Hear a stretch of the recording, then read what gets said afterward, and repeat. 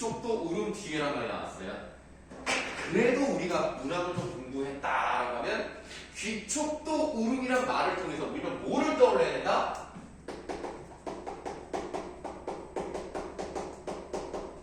한의 상징이구나. 이 귀촉도가 나왔다. 이 귀촉도 다른 말로 이 새 이름이 뭐예요? 이 귀촉도가 새거든요. 다른 말로 이 새 뭐라고 해요? 성재야, 이 새 뭐라고 하니? 네. 글씨요? 귀촉도요. 귀촉도요? 귀촉도가 새 이름인데 우리는 이런 말을 잘 안 써. 저 반칙 쓰는 거 보죠. 아이 무슨 소리야. 야, 진짜 그렇게 맞추고 싶었냐? 안 나오네요. 한 개씩 안 나오네. 자, 귀촉도는 여러분들 접동제라고 생각을 하시면 돼요.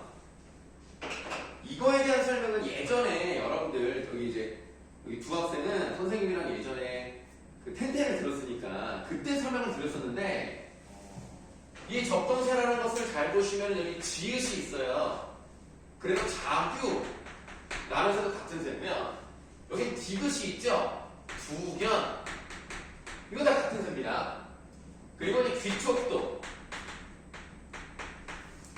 다 같은 세예요. 그래서 우리가 접동세, 귀촉도 이렇게 나왔다? 그러면 뭐다? 한의 상징. 자세한 얘기는 오늘은 하지 않겠습니다. 그냥 한의 상징 이렇게 생각하시면 되겠어요.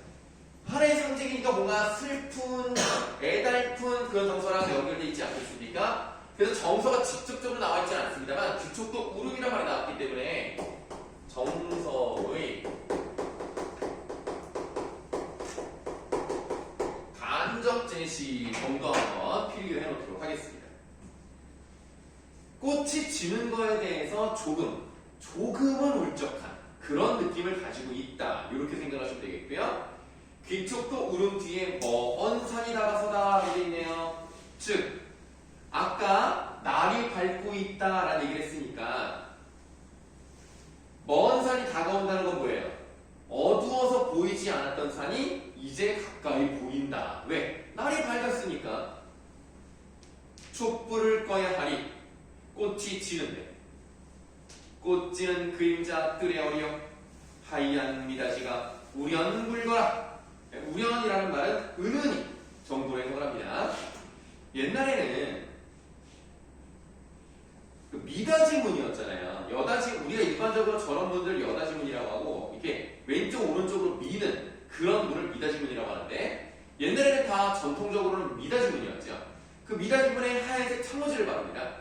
그 창호지 뒤쪽으로 꽃이 떨어지는 걸 보이니까 붉은 기운이 슬슬 이렇게 내려오는 게 보이는 거예요. 그래서 하얀 미닫이가 우연불거라 라고 표현이 되어 있습니다. 지금까지 우리가 유견을 봤어요. 칠연을 볼 차례인데 여러분들이 지금 필기하는 것과 다른 색깔이 있다면 유견과 칠연 사이를 쭉 거두시면 윗부분은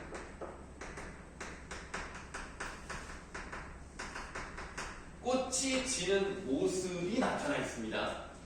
그리고 내면의 이야기가 아니라 외부의 이야기를 하고 있는 거예요.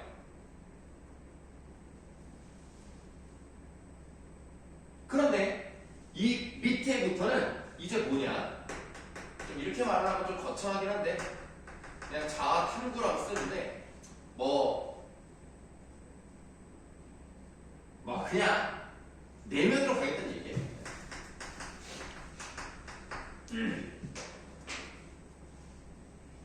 앞부분은 풍경 위주고요. 뒷부분은 감정 위주입니다. 보세요. 묻혀서 사는 이라고 돼 있어. 묻혀서 사는 이라는 것은 예를 들면 자연 속에 묻혀서 또는 어딘가에 묻혀서 즉 세상에 나아가지 않고 은거하는 모습을 나타내겠단 말이야. 그럼 화자라는 사람은 어떤 사람인지를 우리가 진정해 볼 수 있어요? 세속과 단절된 느낌입니다. 화자는 세속과 단절되어 있다. 즉 우리가 살고 있는 그런 데를 떠나서 고요하게 조용한 곳에서 있는 거예요. 묻혀서 사는 이의 고운 마음을, 이 고운 마음이라는 것은 꽃이 지는 것을 보고 슬퍼할 수 있을 정도의 맑은 정신, 맑은 마음, 그런 감수성을 가지고 있는 걸 말합니다. 고운 마음을 아는 이 있을까 저어하노니 라고 되어 있어요. 저어한다는 말은 앞으로도 잘 나올 것이기 때문에 기억을 좀 듣겠습니다.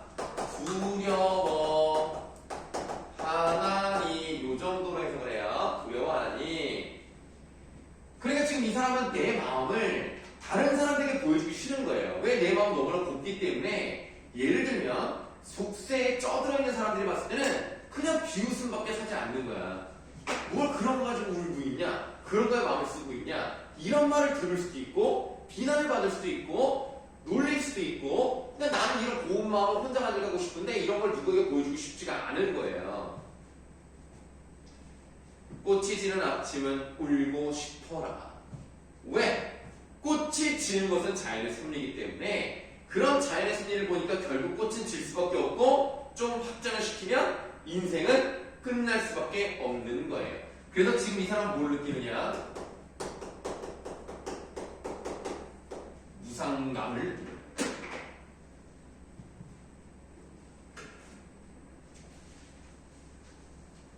네, 이렇게 낙화라는 시를 봤습니다. 이 시는 뭐 그렇게 대단한 건 아니에요.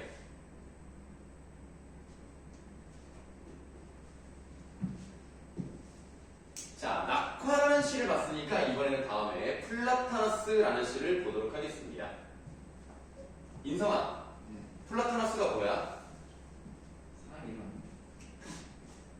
저기 빠르게 한번 읽어볼래요? 대충 뭔지 알 수 있을 것 같은데.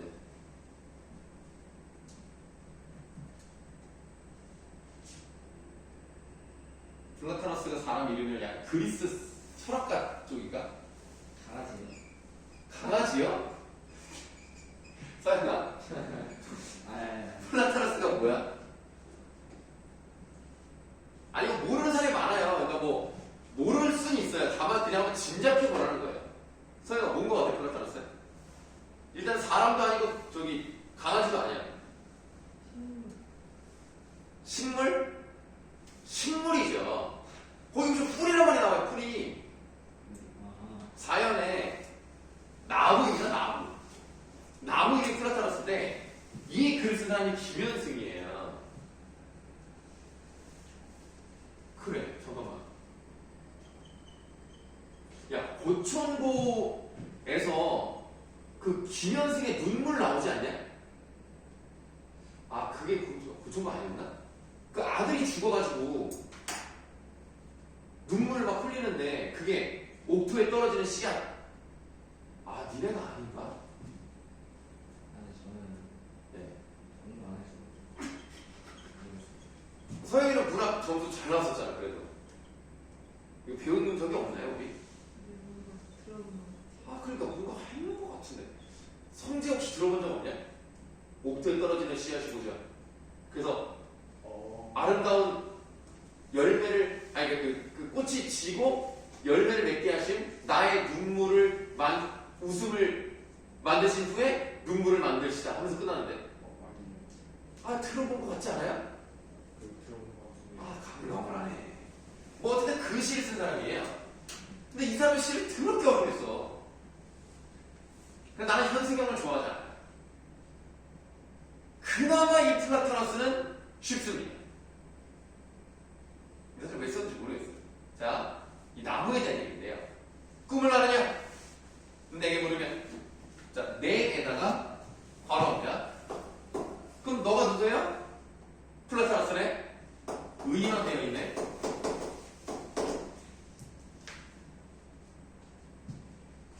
아니, 사실 플라토너스는 그럼 왜 물어봐? 사실은 뭐 물어본다는 느낌보다는 플라토너스가 어떤 속성을 가지고 있는지를 보여주기 위해서 물어보는 방식으로 가는 거죠. 플라토너스한테 물어보는 거야. 플라토너스야, 너는 꿈을 아니? 그런데 말할 수 없잖아. 너의 머리는 어느덧 밑줄 파란 하늘에 젖어 있다. 하늘이에요. 하늘은 우러러보죠. 우러러보면 내가 뭔가 꿈꾸는 것과 연결이 됩니다. 심지어 파란색이에요. 현대시에서 파란색이 나왔다? 나쁜 게 없어요. 파란 하늘은 우리가 우러보는 멋진 어떤 것이다. 그래서 그걸 문학적으로 뭐라고 할 수 있느냐? 꿈과 이상을 지닌 플라타너스다. 꿈을 가지고 있네, 이 나무가. 자, 또 다른 질문을 합니다. 너는 사모할 줄 모르냐? 사모에 사랑할 줄. 너는 사랑할 줄 아느냐? 플라타너스. 그랬더니 이 사랑은 어떤 남녀 간의 사랑을 뛰어넘는 겁니다. 어떤 사랑을 얘기하냐면 너는 내게 있는 것으로 그늘을 누린다. 자, 그늘을 누린다 밑줄 해볼게요. 자, 성재야, 너의 차례가 되었다. 그늘을 누린다는 것은 무엇을 의미할까요? 문학적으로 한번 얘기해볼까요? 약간 쉬는 건가? 못 들었어요. 쉬는 쉬는. 그래도 성재가 문학적인 감각이 있네. 화작도 그랬으면 좋았을 텐데, 그쵸? 갑자기 훅 들어간다? 잘하는데요? 자, 그늘 그린다는 건 뭐냐? 햇볕을 가려주잖아. 그러니까 사람들에게 좀 시원한 그 그늘을 만들어주는 거예요. 그러면 넉넉한 사랑과 포용력 이런 거를 플라타너스를 가지고 있는 겁니다. 그다음 먼 길에 올 때, 홀로 되어 외로울 때, 인성아, 네. 여기서 먼 길은 뭘 의미할 것 같아? 이게 의미하는 게 있어요? 아니, 물론 당연히 그냥 먼 길인데 이거를 좀 문학적으로 본다면 뭘 의미할 수 있을까? 인간이 먼 길을 왔어요, 지금까지. 근데 뭐야? 인생. 그렇죠. 인생길을 딱 걸어오는데 홀로 되어 외로울 때가 있잖아요. 인간은 고독한 존재잖아. 인간의 고독이 느껴져요. 이렇게 인간은 고독을 느끼는데 왜 성재 견제하냐? 왜 성재 왜 쳐다봐? 인간 고독이라 그러네. 네. 성재가 너무 고독해 보여요? 약간 오마마. 그래서 홀로 되어 외로울 때 나는 외롭고 혼자였지만 누가 있었습니까? 플라타너스가 있었습니다.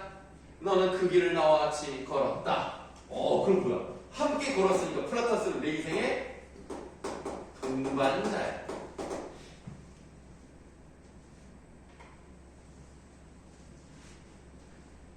이렇게 사랑할 줄도 알고 꿈을 가지기도 하고 인간과 함께하는 그런 존재인 플라타너스에게 이제는 내가 완전히 합의를 하고 싶어. 사연. 이제 나의 뿌리 깊이 나의 영혼을 불어넣고 가도 좋으련만. 무슨 말이야? 그러니까 영혼을 불어넣는다는 것은 영혼의 교감 그리고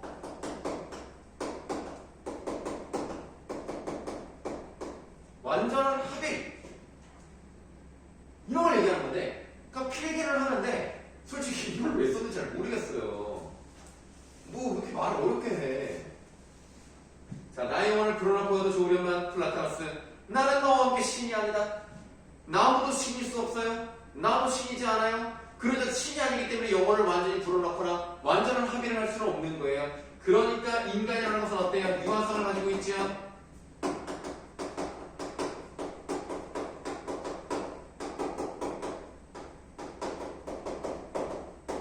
인간 존재의 유한성에 대한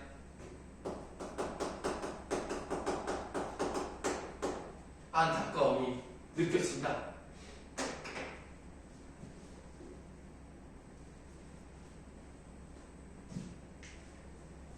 자, 그 다음에 다음 마지막 면에 우리란 말이 나왔어요. 우리에다 괄호하세요. 그럼 우리가 뭘 할 수 있냐면 1열에 괄호친 부분과 마지막에 괄호친 부분을 봤더니 1열에 1월의 괄호는 너예요. 마지막의 괄호는 우리입니다. 너에서 우리가 됐어요. 근데 인성아, 우리의 길이 닿는 어느 날이라고 했잖아. 그럼 어떤 거야? 죽는 거. 맞아. 삶을 끝내는 날에 플라타나스, 너를 맞아줄 검은 흙이 먼 곳에 따로 있느냐? 난 오직 너를 지켜 너의 이웃이 되고 싶을 뿐. 그곳은 자 마지막을 갈 수 있는 그 마지막은 어떤 곳이냐면 밑줄 아름다운 별과 나의 사랑하는 창이 열린 길이다. 그러니까 그곳은 영혼의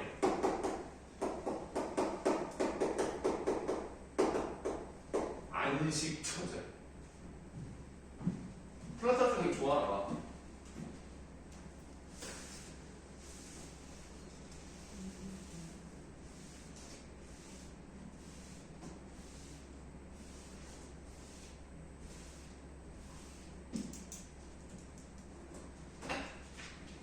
이렇게 하면 현대시 2개를 끝냈어요. 그러면 이제 우리가 첫 번째 했던 2개, 지금 했던 2개, 이렇게 이제 총 4개의 시를 갖고 문제는 한 6개 정도가 이제 숙제로 나가는 겁니다.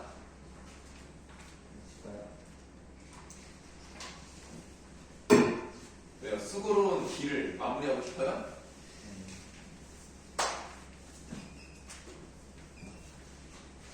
자, 현대시를 이렇게 2챕터를 해봤으니까 계속하면 또 재미가 없죠.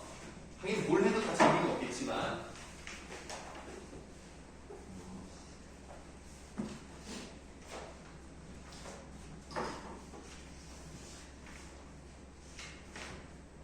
소영이 저녁 먹고 왔니? 뭐 먹었어? 김밥? 맛있지. 아, 김밥에 좀 든든하지? 아, 그럼 김밥 잘 먹고 왔어요. 아니, 직접 싸신 거야? 근데 김밥을 원래 잘 안 싸잖아요. 어머니께서 김밥 잘 싸세요? 그래? 나는 김밥 손이 많이 가 되게 저기 힘들지 않나? 뭐 네가 알 거 아니에요? 엄마가 알아서 하시니까. 나 김밥 싸기 너무 어려운데 김밥 전문가시네. 인성이는 뭐 먹고 왔니? 안 먹었어요. 안 먹었다고? 왜? 안 먹었어요. 아니 점심 먹고 지금까지 얼마나 배고파. 지금 먹어요.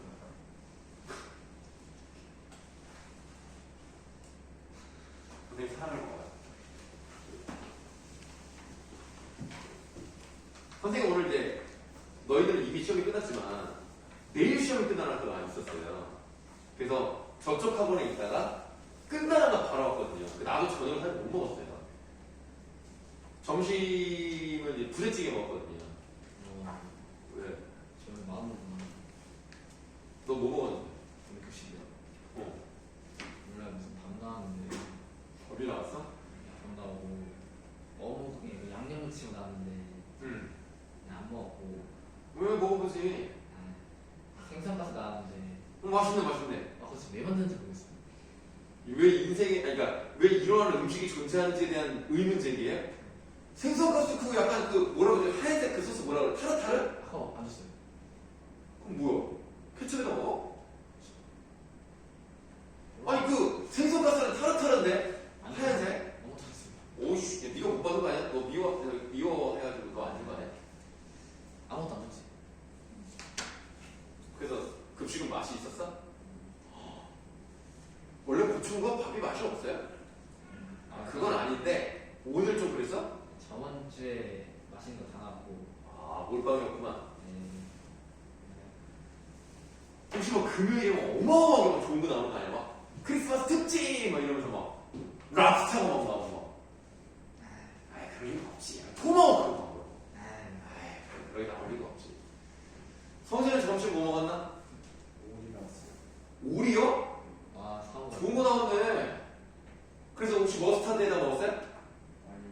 그러면 오리 주물럭이야? 그 무슨 단 소스 주는 아연에서 나 아니 그 약간 투명한 게 엄청 달아가지고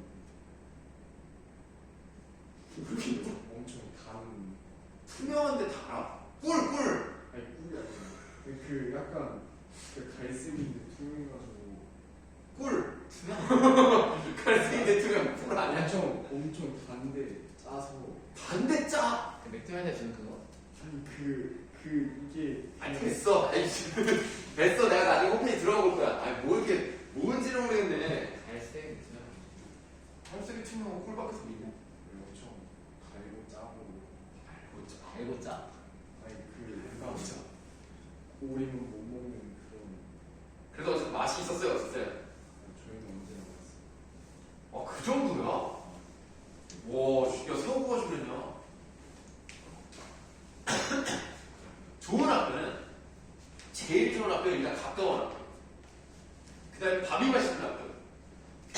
생활기록부 잘 써주는 학교. 이게 좋은 학교예요. 저희 보충고. 네? 보충고. 고충고라고요? 네.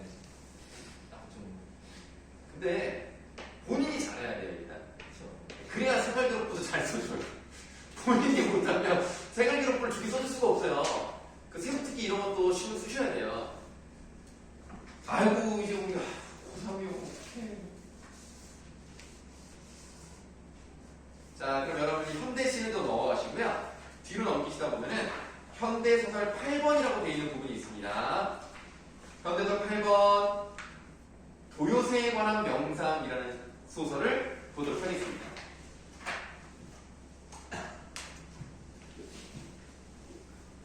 현대가 기준이 문제. 아, 1894년 이후에 나온 소설과 시를 현대라고 퉁칩니다. 원래 뭐 근대도 원래 있는데요.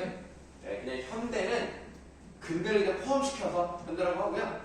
그리고 뭐 우리가 말하는 엄밀하게 현대라고 하는 것은 1910년 정도부터 이 현대라고 봅니다. 1900. 네, 1910년 정도.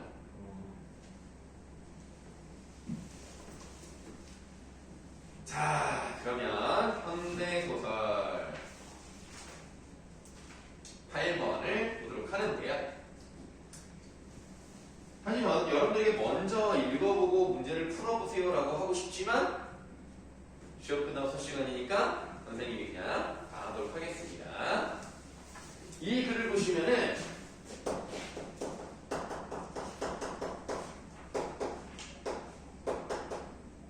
재수생 병식이가 나와요. 아는 사람이? 병식이가 나오는데 얘가 용돈이 필요하잖아. 재수를 하다 보니까 용돈을 벌기 위해서 새를 몰래 막 잡아요. 불법이죠.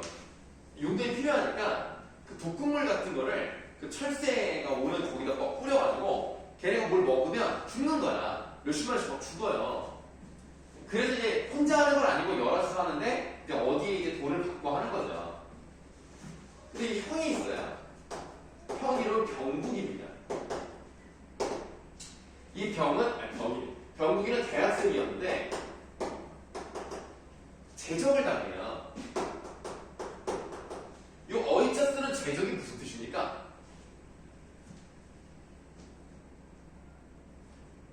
그러니까 맞아요. 잘려요. 그 이유가 있을 거 아닙니까? 그게 시국 사건에 연루가 돼요.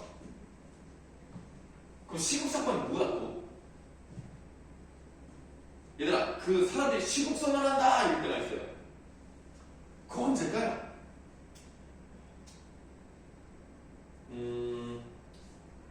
교수들이 시국 선언한 것도 오래되지 않았습니다. 지금 뭐야? 화업이 아니고 지금 이 나라가 미쳐가고 있다. 이것도 올바르게 바꿔야 된다. 하고 시국 선언을 하면 이것을 이제 뭘 하는 겁니까? 뭐 하는 거예요? 시위를 하죠. 근데 우리가 70년대, 80년대는 시위라는 말보다 이 말을 더 많이 썼어요. 뭐라고 하죠? 데모라는 말을 많이 썼습니다. 데모를 하다가 대학에서 잘리게 됩니다. 그러다가 이후 환경 문제에 관심을 가져요.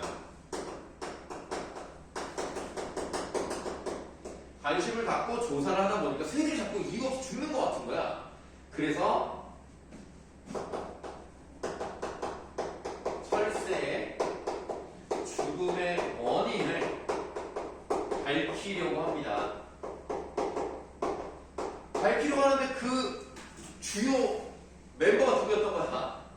자기 동생이었던 거야. 자기 동생을 죽이고 있었던 거야. 자, 그 다음에 아버지가 있어요. 아버지. 아버지는 군인 출신입니다. 그리고 실향민이에요. 성재야, 실향민이니까 어떤 사람이라는 거야? 뭐요? 이복 출신 이상가족. 북한 출신이다. 네, 그렇죠? 그러니까 원래는 이제 북한 쪽 사람인데 거기서 그 인민군이었죠 원래는. 그러다가 유엔군에게 포로로 잡힌 다음에 전향을 합니다. 남한 쪽 사람이 된 거예요. 그래서 거기서 계속 군인을 하면서 전투에서 훈장도 받고 그러는 거예요. 그래서 좀 나름 잘 살았어요. 네, 살았는데 그 전투 중에 총을 맞아가지고 그 여기 이제 턱 쪽에 문제가 생깁니다. 그래서 여기가 약간 무슨 뭐 교감신경이 제대로 작동을 안 해가지고 이렇게 막 떨려요. 그래서 말을 좀 제대로 못하는 그런 부분들이 좀 있습니다. 말을 더듬어요. 자, 이렇게 되어 있을 때 어떤 내용이 나오나 한번 보도록 하겠습니다. 새처럼, 새에다가 네모하세요. 새처럼 모든 구속으로부터 나를 해방시키고 싶었다. 여기서는 좀 나는 누군지는 정확히 나와있지 않습니다만 나라는 인물이 있는데 그 나라는 인물이 새처럼 해방시키고 싶었대요. 그럼 새는 뭘 의미하는 거예요? 새는 자유.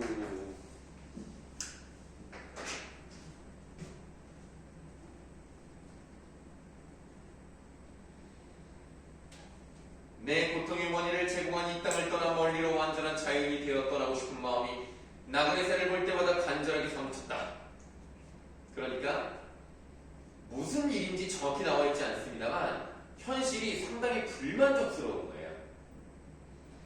윤회설을 믿지 않지만 이승에서 새로 변신할 수 없다면 내세에서라도 새가 되어 태어나고 싶었다. 인간이 되기를 소원하는 새가 있다면 나는 기꺼이 그 새와 나를 바꾸고 싶었다. 선택권을 준다면 새 중에서도 동그라미 하세요. 시베리아나 저 툰드라. 뭐 둘 다 추운 곳이긴 한데 추운 곳으로 가고 싶다. 이런 거는 의미가 없어요. 시베리아나 툰드라는 여기서 아주 먼 공간입니다. 그러면 뭐라고 쓸 수 있느냐? 억압적 현실을 벗어난 공간이다. 멀리 가고 싶은 거예요.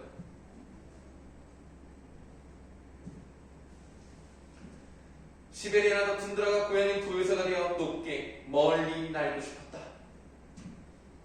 나는 동진강 하구로 내려가다 삼각주 갈대밭을 채못가 남쪽으로 뚫린 큰 길로 접어들었다.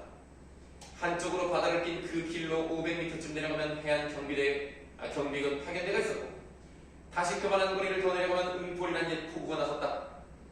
내가 고등학교에 다닐 적만도 축항의 소형 발동선이 닻을 내려서 모래벌의 그물이 어수선하게 널렸던 응포리였는데 내륙 쪽에 공단이 조성되고 난 뒤 이제 포구가 아니었다. 그리고 밑줄합니다. 동남만 연안이 폐수 오염으로 고기가 잡히지 않을 즈음이라고 되어 있어요. 그러니까 지금 이 부분을 보니까 어떤 문제도 다루고 있느냐?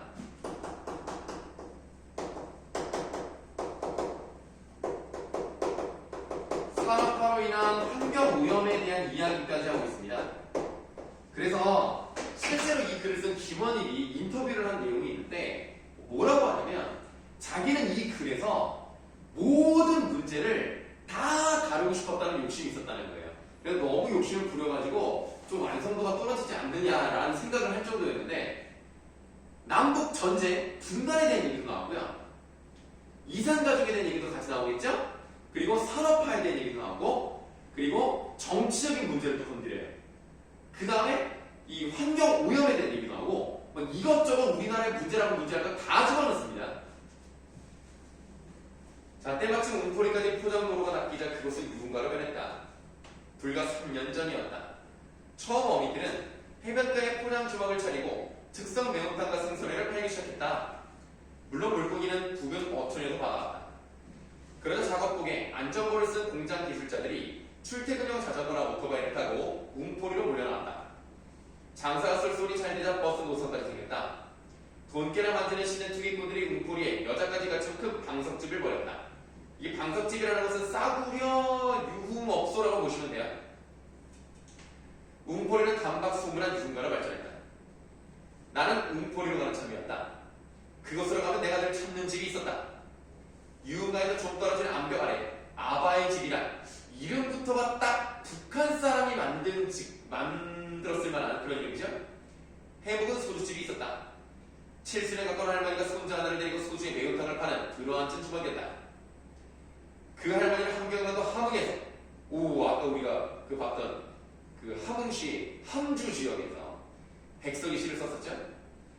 6.25 전쟁 흥남 철수 때 피난 나온 38 가라지로, 그러니까 38선 이남으로 내려온 사람. 나는 그 술집을 아버지로부터 소개받았다. 성서 내가 낙향했을 무렵 어느 날 아버지는 나를 데리고 아바의 집으로 갔다. 이젠 너도 아비와 같이 잔난을 나이가 된 것 같아. 너가 어릴 적부터 나는 사실 오늘같이 이런 날을 기다린 셈이지. 자식과 술잔 함께 하려는 말이야. 그 다음에 줄. 내 맺힌 과거지사를 들어줄 놈은 역시 아빠들밖에 없으려냐고 말이야. 라고 하는데 이게 아무래도 큰아들이 가장 먼저 어른이 되잖아요. 그럼 아버지랑 술을 마실 수 있고 이야기를 나눌 수 있는 사람이 역시 큰아들이란 말이에요. 아버지는 그 날을 기다리고 있었습니다. 그러면 여기 나오는 나는 누구예요? 나는 누구였습니까? 병국이었던 거죠. 그럼 지금 이 글은 1인칭 시점으로 가고 있다는 걸 확인해 볼 수가 있고요. 지금 밑줄 친 부분에 대한 필기를 해볼 건데요.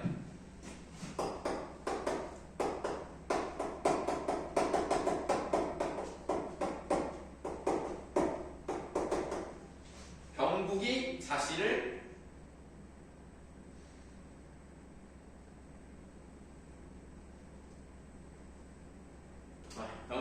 이해하고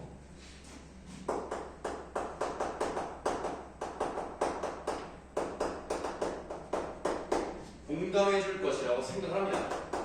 어떤 것에 대해서 이해를 하는지는 읽어봐야 아는 거고요. 그럼 읽어볼게요.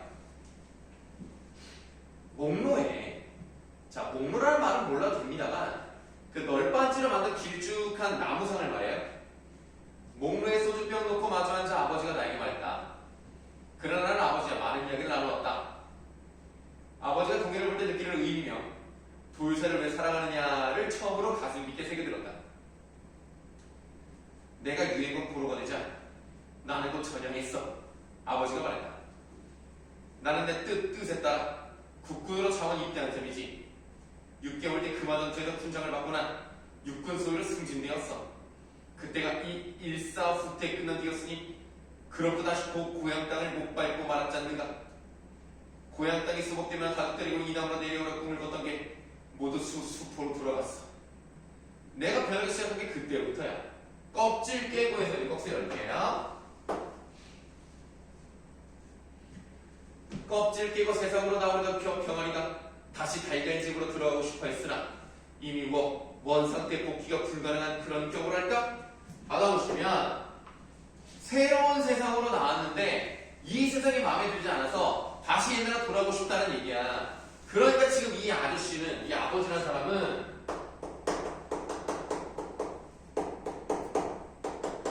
분단이라는 새로운 세상을 살게 됐어요. 그 분단으로 인해 정신적 상처를 가지고 있고 이 정신적 상처가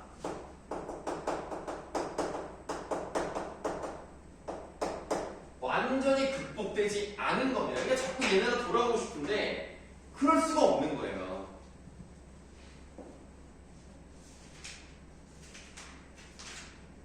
아버지는 주머니에서 수첩을 꺼냈다.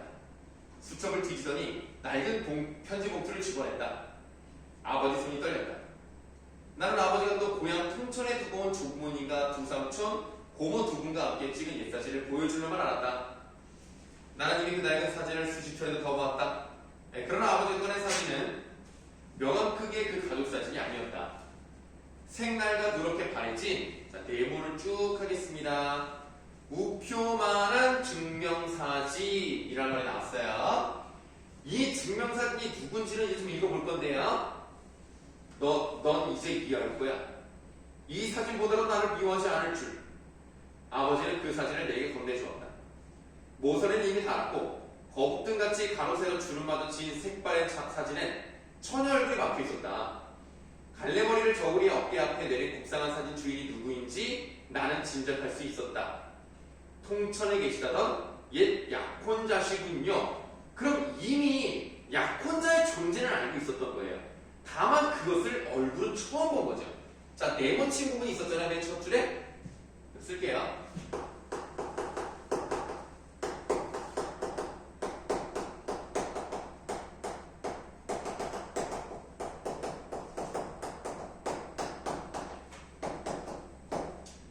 약혼자에게 품었던 마음이 절실했기 때문에 지금까지, 그러니까 남한에서 따로 여자를 결혼했고 결혼한 사람과 낳은 아이들이에요, 얘네들이. 그러니까 사실은 이제 북한에 있는 약혼자는 이미 그걸로 끝난 거고 남한도 내려와서 이제 쟤네들 낳은 겁니다. 그럼에도 불구하고 아직까지도 제가 성이 됐을 그 20년 넘게 이걸 가지고 있었던 거예요. 네, 그만큼 이제 약혼자가 이제 보고 싶었겠죠. 중약본 줄거리입니다. 병국의 아버지는 철새가 도래할 때만 새를 보고 이북의 기억을 떠올리고 그 시간만을 살아있다고 느낀다. 병국의 어머니는 그런 남편과 학생 운동을 하다가 대학에서 제적된 병국이 경제적 능력을 갖추지 못한 채 새 때나 보러 다니는 것을 못마땅하게 여긴다. 하루는 병국이 불에 억류되는 사건이 벌어지는데, 그러니까 병국이가 이제 새를 조사를 해야 되고 왜 새가 죽는지를 조사를 해야 되는데 철새가 안전한 곳만 가는 것이 아니라 군사보호 지역도 가는 거예요. 그거를 하기 위해서 사람들이 들어가면 안 되는 곳까지 막 기어 들어간단 말이에요, 갯벌을. 그러다가 이제 걸려가지고 잡혀갑니다. 근데 이제 아버지가 나름 훈장도 받은 군인이니까 신원 보장이 되잖아요. 그래서 뭐 간척질을 하는 건 아니고 그냥 호기심 때문에 들어왔나 보다 하고 이제 보내줍니다. 자, 자신을 데리러 온 아버지에게 병국은 새가 집단으로 죽은 사건을 조사했었고 병식이 그 사건에 연루되어 있는 것 같다고 말한다. 자, 이렇게 한번 읽어봤고 쉬는 시간 갖고 이어서 하겠습니다.